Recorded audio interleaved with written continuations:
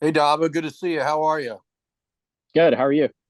Doing great. Have you been playing your instrument lately? The cello, right? Yeah. I've actually been practicing for my friend's wedding. Oh, really? Yeah. Who are you allowed to tell us who's getting married and when will you be? You're gonna perform solo or what? No, it's gonna be with a pianist, and it's for my friend who used to be on the team before, Chris Smith, and Okay. it's for his wedding in late May. Well, that's outstanding. Terrific. Yeah. We'll have Thank to you. get some video of that. For Well, sure. um, you're you know you're working with a new fullbacks coach. Obviously, there were some changes with the staff.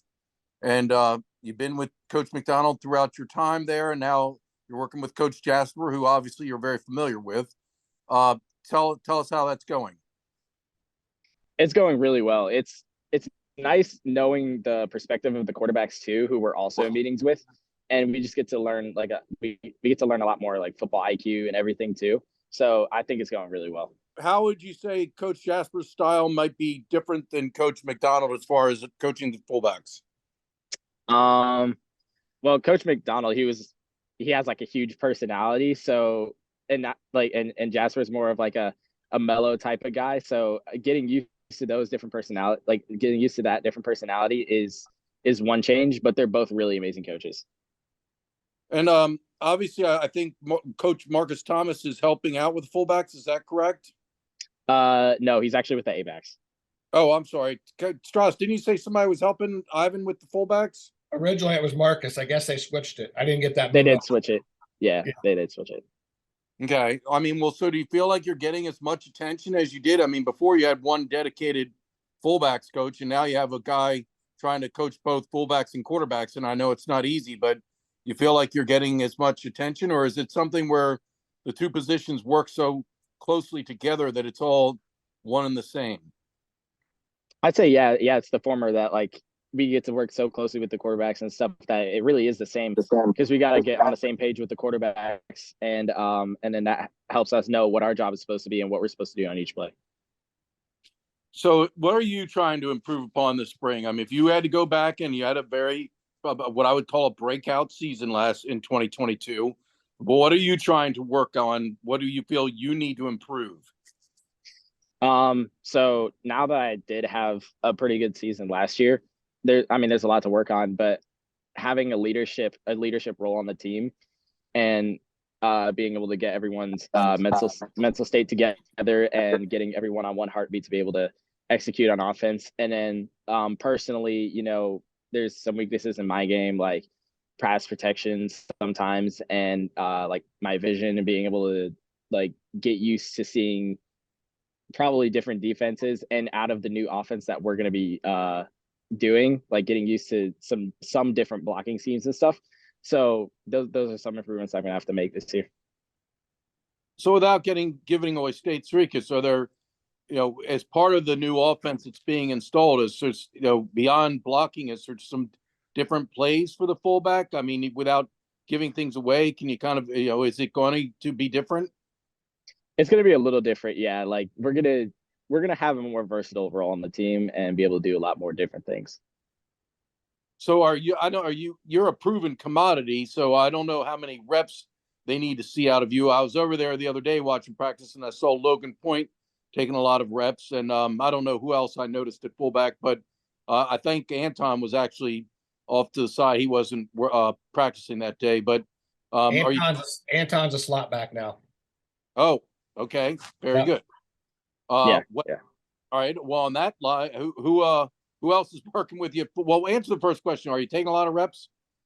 Yeah, I'm taking a decent amount of reps just because since it is a new offense, I'm gonna have to take all these reps to get used to like how the play calling is gonna be and like what I'm seeing up front.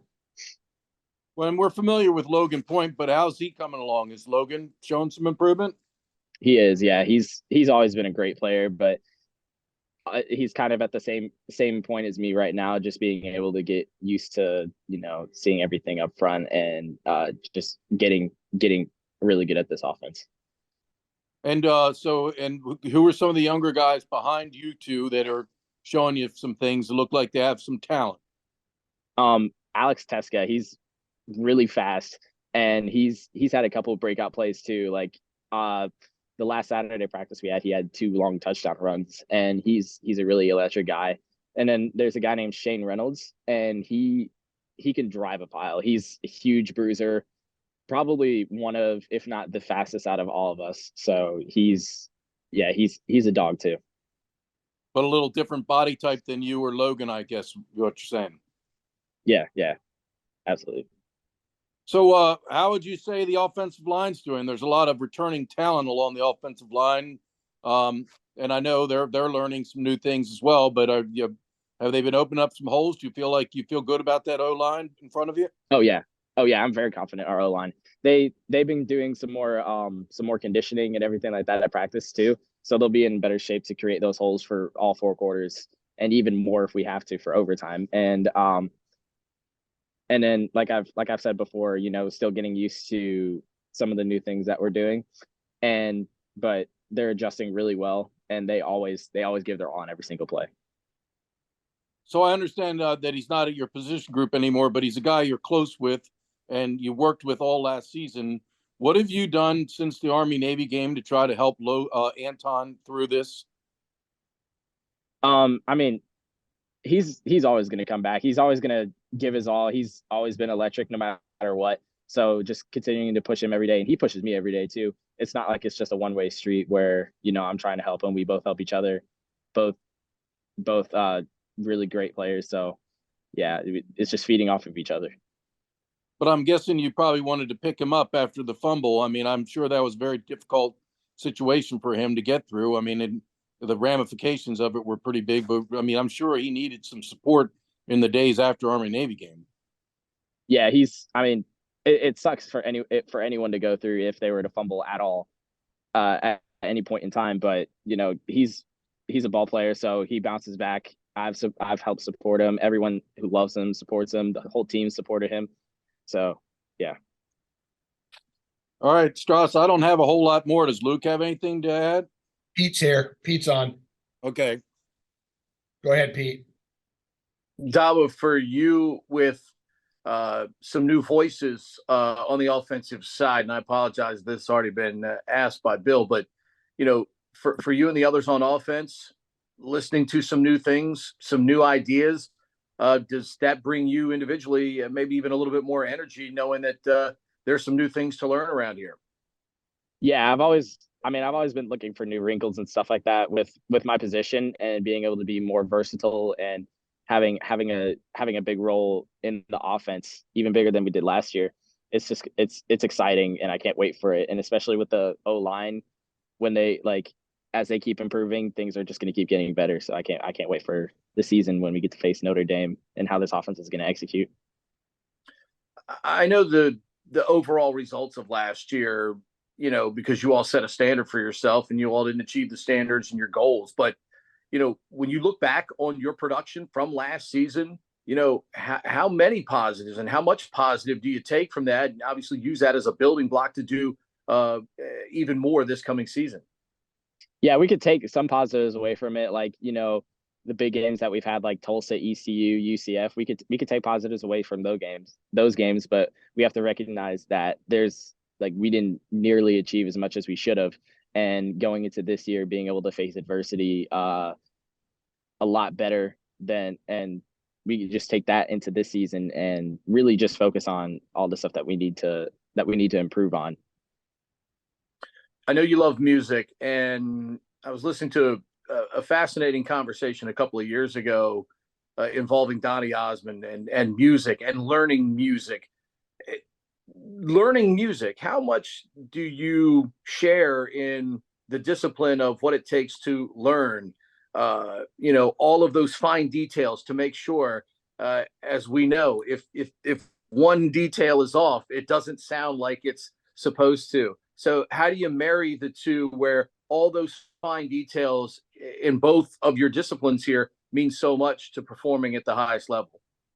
Oh yeah, it means everything to a lot of things that I learned in music it translates to football. For example, if I forget to do a dynamic change where I go from soft to loud or something like that, then that's kind of like the equivalent of me, having flat feet and pass protection and getting beat by an edge rusher. So just paying attention to really small things in music, it's the same thing as paying attention to really small things in football that'll help me, not could be in a pass protection, hitting the right hole, doing everything I can for my quarterback to make reads as easy for him as possible. Where did that love of music come from?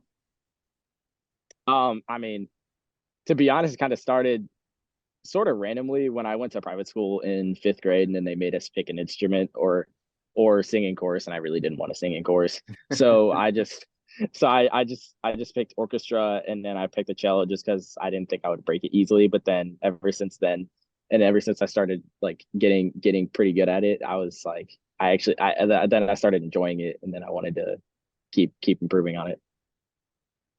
Awesome. Good for me. Appreciate it. Yes, sir. Wags or Pete, anything else? You got anything else, Wags? Well, I was just going to ask you. I mean, they've been live hitting and really getting after it. When I've gone to practices each time, at the end, there've been some pretty spirited sessions. Is that something you? I mean, do you like that, Daba? I mean, you like, I mean, it's kind of, you don't want to get killed by the defense, but it's also the challenge, right? Yeah, no, I love being physical, and I love how physical we are being, because the best way to get good at football is to do football. So when we've had, like periods of time where we weren't hitting and we were just, going over offense, it's great to get those fundamentals down. But to not be able to go against a live defense and actually rep it, there's like small things that you learn going against a live defense that you wouldn't learn just going against like air or against like a scout team or something like that. How do you feel the two young quarterbacks, Teddy Gleaton and Blake Horvath, are doing? Are they getting the fundamentals and techniques of the option down? I mean, you're not having a lot of issues with the mesh and whatnot. No, they're doing an excellent job, and they seem like veteran quarterbacks, to be honest, just because like the way they're executing and how good they are at their reads. Obviously, we all have things to improve on. Like we're still learning, but so far they've done a great job this spring. There's 3 young ones, Wags. Don't forget about Ponder. Yeah, I wasn't Absolutely, sure. yeah. He's been in a green jersey a lot, but yeah, I wasn't sure how much reps he was getting. Oh no, he's getting reps. Okay. He's getting a good amount of reps. Ivan, you've been doing this a long time. You've been fortunate enough to do it at one place. Yes. The fact that you're going into a new camp with some new voices around. We asked the players the same question. I'll ask you the same question. Is there a different energy? Is there maybe even a rejuvenation with some new voices, sharing some new ideas in the room, and then obviously trying to teach it now out on the practice field? Well, definitely. Change is always, sometimes it can be good, sometimes it can be bad, but in this case, change is good. I'm excited about where we're at. First of all, excited about where I'm at. Again, this could have been very different, but I'm very blessed, like you said, to be here for this long and to continue being here. Very blessed and very fortunate, and again, I continue to thank Coach Newberry for, giving me the opportunity to stay on, but again, yes, new voices. Again, we got Grant Chestnut as our coordinator now, comes in a lot of energy, come up with a new system, and we're excited about it. The kids are excited about it. Practice has been great. Guys have been flying around. Again, we're continuing we're taking baby steps here and some growing pains with some new things that we're doing. But again, we want to have a home base. That's what Grant always says, a home base, but also having an identity, what we want to be really, really good at, then mixing some other things. So we're moving in the right direction. And again, we're excited. We're just pushing forward. Obviously, the mesh is such a huge thing between the quarterback and the B-back. Having the additional responsibilities now with the fullback, just how much more responsibility is that compared to obviously what you've been observing and obviously teaching part of in the past with those B-backs being involved there with that mesh with the quarterback? Well, it's a good thing to be in one room, to have one voice. I've been stressing a lot to the B and T backs, that they have to understand what the quarterback is dealing with, how important their job is to make the quarterback's job a lot easier. If we can hit the mesh full speed, be consistent with it, hit it with power, and with great pad level, can help the quarterback be a great reader. If you got a really good fullback back there, it can definitely help them. So hearing that come from, in the room, they can hear that coming from me. And also for the quarterbacks, again, they have to be fundamentally sound with their feet and where the mesh point is. They can't be inconsistent with it, moving it around. They got to keep the ball level high, keep the D-backs pad level down so they don't get, because again, those guys, defense are getting free runs on those guys, a free run and hit on those guys. So it helps those guys keep that mesh point down, keep their pad level down. So, they're absorbing those hits around their shoulders and not in the rib cage. So again, just having one voice in the room where everybody can kind of hear what the other person is being told, position wise, definitely helps. And again, I mean, I did it for some years at Georgia Southern and early on here, having two guys together. So again, you got to be able to see them both in practice. Sometimes I'm watching the quarterback, and so I'll miss the B backs. But again, I'll just come back and see the next one in the next play. So again, I got to get back used to doing that. But it's not something that's overwhelming. I can manage it, and again, I'm just excited. I know you never want it to happen because of injury, but the fact that two of your more experienced quarterbacks really aren't available to take a good number of the snaps right now, as you really try to get things orchestrated with Gleaton, Horvath, Ponder, and get those guys up to speed. What is the advantage, at least for those guys and the other quarterbacks that may want to challenge for playing time, that there are a lot more snaps available because of the injuries that have obviously hampering Ty and Xavier. Well, we talked about it. It's and I know those the young QBs don't wish anything bad on anybody, but for them, it's worked out for them. Having Ty having an injury and actually playing across and now dealing with an injury, to allow these guys to have a full spring. And my goal, going into spring, come out of spring, is to have at least one of these guys, out of Blake and Teddy and Dravon, to be a guy, we can start this kid on come September, come August, and be fine. So that's my goal, to come out of spring, at least have one of these guys been able to walk out on the field offense. So that's my goal.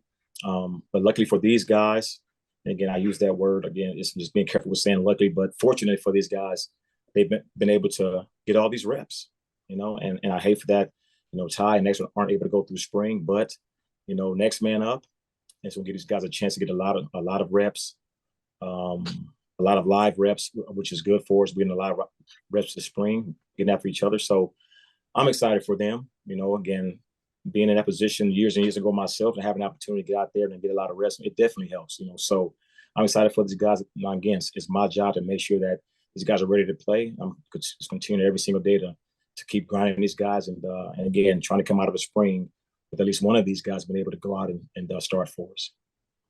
I know the goal is perfection every day, but are you seeing tangible progress from these guys right now in trying to not only pick up all the fundamentals, but let's face it, I mean, there is some new install here, Yes. that's going on. We're throwing a lot at them. And again, we understand as coaches, we're throwing a lot at these guys to have to learn. Now, there's good and bad. I think the biggest thing right now is just consistency. We had good days and we have bad days. And so we're so up and down right now. But we understand. And again, it's just my job to make sure that these kids understand that first and foremost, that we know we're throwing a lot at them and we don't expect those guys to be perfect right now. But at the same time, they need to start working towards being consistent, making good decisions, keeping the ball off the ground. Don't turn the football over. Give us a chance to call another play. Again, don't turn the football. So much more to push forward to get to. So I'm going to continue to coach these guys really, really hard. But again, throwing a lot at them. They're responding. They're excited, and again, they're young. These guys didn't do much for us last year. They played some JV games last year, but didn't take any live reps in the games last year. So they're very, very young. But again, they're going through their growing pains right now. But again, they're making progress, and I'm happy with them so far. Thank you, sir. I'll let Bill ask a few. Go ahead, Wags. Well, Ivan, I think you said that the last time you coached both fullbacks and quarterbacks simultaneously was at Georgia Southern. Mm-hmm. So when you discussed with Coach Newberry, what was kind of his reasoning as to go that direction? The biggest thing, just having one voice. If you think about it, guys, that position, they go together. And first couple of years here, when I was coaching and I had Coach Colton helping me out, we were still meeting in the same room before we actually start splitting up and having different meeting rooms. So even the first few years here, the B-backs were always in the room with me. So they were always hearing one voice. They're hearing the quarterback's coaching points of what I'm telling them, and then the B's are hearing what I'm telling the B-backs, their coaching points. So it's just having one voice, because again, the mesh point is so important in what we do. that Coach Newberry wanted one voice, and I agree with that, and I support that, and I'm excited about it. Having those guys in the room now, we got a lot more bodies, and when I have pizza Tuesdays and Thursdays, is a lot more money in my pocket, but hey, it is what it is. They enjoy it. Again, we sit down, we have fellowship, and we eat, and I don't mind that at all. So, but again, it's just having one voice, so they all can hear and be on the same page, and that's the most important thing. So obviously, I mean, it is taxing to have two positions, and sometimes you have your attention with one as opposed to the other. And they kind of made sense that you had Marcus Thomas helping you out, but now we learned in our previous interview with Daba that he's been moved over to slot back. So why that? It just seemed like you're trying to coach two positions. Why not keep somebody assisting you? Well, Marcus, I mean, he plays slot back here, and helping out Coach Lauren Dean with the slot backs. It just kind of fit there more for us. And again, I've coached the Qs and the Bs before. It's not something that's taxing for me. Not something that's hard for me. Again, I just got to get back used to it. Again, watching both those guys, I stand right behind the huddle so I can see them both. So it's just something I'm getting back used to. But it's not something that's hard for me to do. And I think having Mark help out with the A backs is a huge plus because again, he played the position, he knows the language, and he's a pretty detailed kid, and he's doing a great job. So with regard to the fullbacks, Daba Fofana had a breakout year last season and really did some good things. I mean, the Notre Dame game sticks out in my mind with some of those big runs. Would you feel like he can take it to another level this coming season? I mean, what are some of the things as you got with Coach McDonald and evaluated over the last season, what he needs to improve upon? What can Daba do to get it to another level? It's just, again, being consistent. I think right now this spring, he's having a solid spring, but I do expect more out of him. He's had some days where he's missed some reads. He's very hard on himself. I wouldn't say get down, but he just gets hard. He's a really, really detailed kid. The kid wants to be a doctor, very, very smart kid. So everything for him, he wants to be perfect. So when he doesn't have a bad day, I have to be careful and understand how to coach him, keep him upbeat, keep him positive. But again, he's had some ups and downs this spring. I want to see him be more consistent. But definitely, the tools are there and the opportunities there for him to have a really, really big year. But the main thing for him is to stay humble. It's real easy for him. He had a lot of success for things that go to your head, and I don't think that's him at all. But I do want to see him continue to stay hungry, come out and practice every single day. I want him to love the practice, to be a leader out there, to lead the other guys, and he's doing that. But again, I want to be smart and keep him healthy for one thing, but also want him to understand why we're doing it. It's because trying to keep our best players healthy. Not at all. He's getting a day off or anything like that, and I don't think that's happening with him. But I want to see that consistency and that hunger stay deep within him, and he keeps pushing that thing out on the field every single day. So another thing we learned in the previous interview was that Anton Hall has been moved to slot back. Why make that change?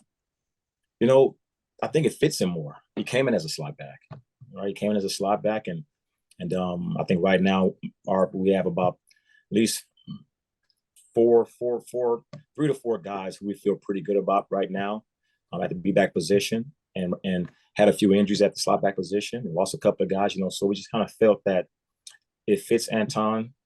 He's a more physical kid, so from a blocking standpoint at that position, we need guys who can go out and get after people.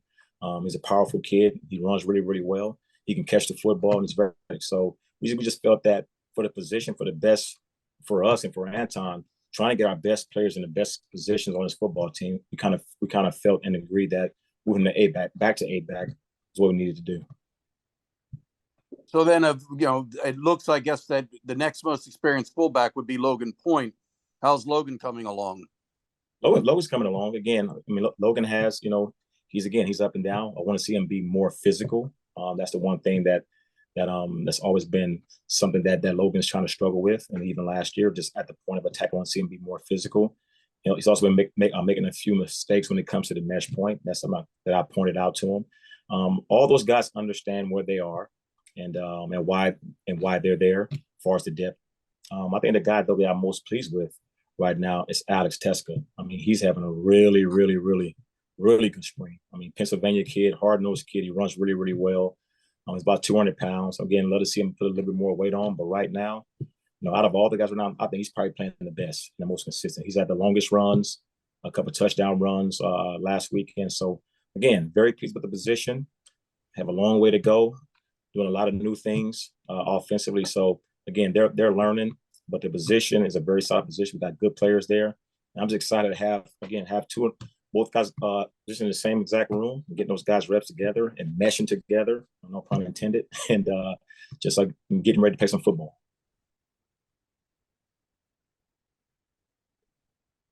And I believe whatever, is he pronounced it Tex? Because I'm reading it, it's Teckzi. Is it Texa? Is he a Teska. Tesca.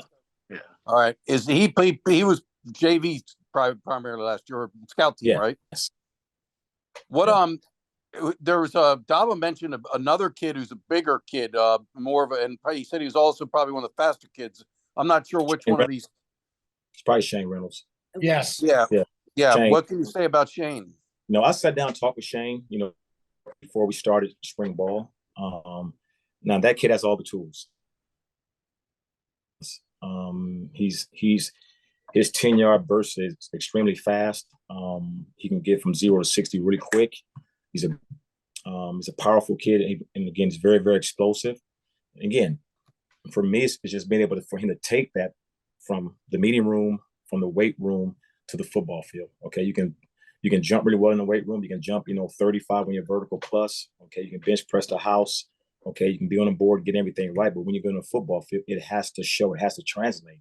And right now, I'm not seeing him go from his stance to the line of scrimmage like I expect him to, because again, the kid's 10-yard his 10-yard burst is very, very fast. But I'm not seeing that right now. So again, he has the tools. Just a matter of myself getting it out of him, finding ways to get him to play a lot faster and be more explosive. All right, I'll toss it back to Pete. Pete. Coach, I just have one follow-up just for you. I mean, a lot of us go through things in our daily lives. No one ever knows about it. For you, however, in your profession, just about everything that you do plays out in the public eye. I mean, there was a time where you didn't know from, minute to minute what your son's physical condition was. Just what's been the source of strength for you through these years to maintain being at the top of your profession, despite having a lot of distractions at times that may have pulled lesser people down and maybe cost them at times, maybe their position? Yeah, well, first and foremost, just my faith. Just lean on my faith and my Lord. And that's first and foremost. Then obviously my family, my wife and kids, and really, Jaren's my source. Everything from what that kid is going through, what he's missed out on. Now, I can never complain. I can never complain about anything, man. Anything that I deal with, anything that I go through, I can never complain about any of that because of what this young man, what he's going through. I mean, he missed out on so much to go from being such an energetic kid that's full of, I just love watching him play. The kid just played so hard, up and down the court, up and down the field. But he's my source. Then my family and him, and then it comes down to the players here, and that's the most important thing. It's always been is these kids here. Outside of my family, I did say most important thing is my family, but these kids here are so important to me as well. And again, I'm just fortunate enough to still be here, coaching these guys. But it's always been about coaching these young men because again, they give everything they got. They go through so much, and we don't let them use that as an excuse. We still grind them, we still coach them hard. But at the end of the day, they give you everything they got, and they don't make any excuses about it. So again, just faith and family, and these kids, it's always been them, and I love coaching here. Again, I'm very fortunate to still be here, and I'm just looking forward to many more years here. I'm gonna stop by and get some of that pizza soon too. Appreciate you. Yes. Tuesday and Thursday, man. Come on. I'll be there. Thanks. So is Jaren going to college now, Ivan? Yeah, Jaren's in his second year at Arizona State, and he's doing well. He's in a fraternity now. He's in a fraternity, and again, he's managing, and he still has. It's still hard. It's still hard on him. We're big. Our biggest part of the year is definitely the tournament. We do our brackets and all that, but this year was a little bit different because obviously, basketball is his first love. and not being able to be a part of, not being able to have at least had an opportunity to go play college ball. That stuff still weighs on him. So, and when it happens, we get a sense of it. We'll just kind of leave it alone, But he's enjoying college. He's having a great time, and again, we're just excited that he's made all this progress. He's come very, very far. You better be careful. Arizona State's a big party school. I've been. Hey, you know what? What that them- kid's been through, hey, he deserves it. He deserves to party, man. He deserves to go have a good time. Well, another question. I mean, how difficult was this whole transition for you? I mean, Kenya Matalolo is one of your best friends in life. You guys have been together since, my God, Hawaii. I mean, that's a long time. I mean, since you were 18 years old or whatever. I mean, this had to have been a very bittersweet situation. I mean, I know you're happy for Coach Newen. You're happy that Navy football is moving on and you're part of it. But at the same time, it came at the cost of a guy you love. Yeah, it was definitely tough. And you just never thought you see that day. I never thought I'd be here in a day where Nehemiah wasn't here. So it was definitely tough. It's definitely tough. And had to get used to it. But again, this profession is like that. And like Coach Nehemiah always said, it's a bottom line profession, right? There's no gray area. And that's the one good thing about it, man. It's no gray, man. It's either you win and lose. I mean, that's how it is. You got to produce, So definitely was a hard time, difficult time. Had to get used to it. Just had to, really say that he's not here anymore. But again, was very fortunate again for me to be able to stay here on staff, and it's good to hear Kenny's on at UCLA now. I'm very, very happy for him to be in a different situation, at a different type of school, to see how they run things there. But I'm just happy to still be here. And again, we still communicate, everything like that. That won't change. But again, it's the way the profession is, and things happen. And still happy to be here. Happy for Coach Newberry, and Coach Chestnut is on staff now. Now it's my job. I'm coaching their quarterbacks, and it's my job to make sure those guys are ready to play. To continue to do my role that I've done here every single year that I've been here is to make sure that the quarterback plays his best every single Saturday, and that's my goal, and that's what I'm going to do. When I was going to ask you, how are you working with Coach Chestnut? We talked to him, and he said he's known you a long time. He values your experience. He respects you, what's your knowledge of the option. I would imagine he's, you've had a lot of good discussions, bouncing things off of each other.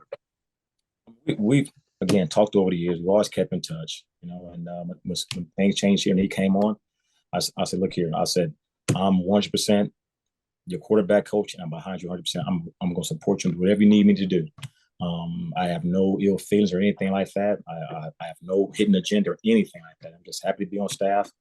And again, my job is again, ultimately, our boss is Mr. Gladchuck. Then it comes down to Coach New. It's to help Coach Newberry be successful as a head coach, and to help Coach be successful as an offensive coordinator. That's my job, and I'm excited to do it. I'm ready to go, and I'm putting my best foot forward like always. And do you think it's kind of good that, I mean, they ran a different type of option at Kennesaw. Coach Chestnut brings some different ideas. You think it's sometimes good to have some new ideas, new plays, some changes? Oh, it always is. It always is, again, to try to stay ahead of the other team's defenses every single year, trying to find something new to stay ahead. But now we're bringing a bunch of different wrinkles, to the offense, So it's going to be good to put it out there. We got to get it all put together, And again, just I'm sure he said, again, we're drinking through a fire hose right now, But our kids are getting better at what we're asking them to do. It's a lot right now that we're throwing at them, but they're getting there, And he's doing a good job of communicating to these kids every single day, not only from a standpoint of coaching them extremely hard and being very, very, very demanding of them, but also caring about them, letting those guys know that, hey, I'm gonna get on you guys. I'm gonna coach you hard. I'm gonna try to get everything out of it. At the end of the day, I love you guys, and I want to be your coach. So it's all coming together. It's just a matter of, again, just finish up spring strong and have a great summer and come back in the fall, get ready to go.